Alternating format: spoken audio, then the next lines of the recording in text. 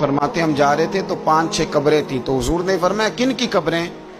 ہم نے عرض کی یا رسول اللہ صلی اللہ علیہ وسلم یہ کافروں کی قبریں، یہ صحیح مسلم میں حدیث موجود ہے، کفار کی قبریں۔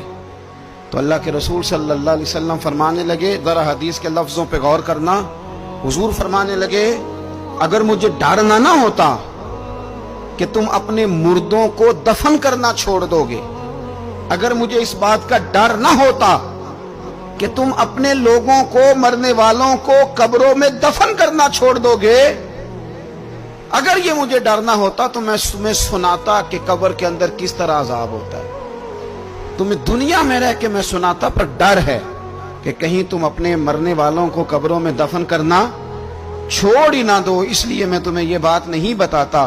اور میرے رسول کریم صلی اللہ تعالی علیہ وآلہ وسلم نے پھر ارشاد فرمایا، اپنے غلاموں کی طرف نظر فرمائی، یہ بات کہہ کے کہ اگر مجھے ڈر نہ ہوتا کہ تم دفن کرنا چھوڑ دو گے تو تمہیں میں سنا دیتا کہ قبر میں کیا عذاب ہوتا ہے۔ پھر حضور نے صحابہ سے فرمایا چلو بھائی دوزخ کے عذاب سے اللہ کی پناہ مانگو، تو سب کہنے لگے ہم دوزخ کے عذاب سے اللہ کی پناہ مانگتے ہیں۔ پھر نبی پاک صلی اللہ تعالی علیہ وسلم نے ارشاد فرمایا تم سب کہو کہ ہم قبر کے عذاب سے اللہ کی پناہ مانگتے ہیں۔ تو صحابہ نے کہا ہم قبر کے عذاب سے اللہ کی پناہ مانگتے ہیں۔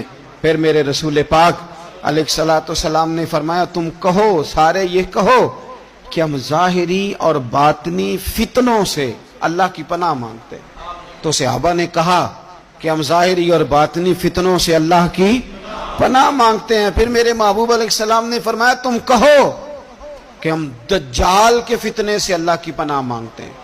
تو صحابہ کرام نے کہا کہ اے اللہ ہم دجال کے فتنے سے تیری پناہ مانگ، تیری پناہ میں آتے ہیں۔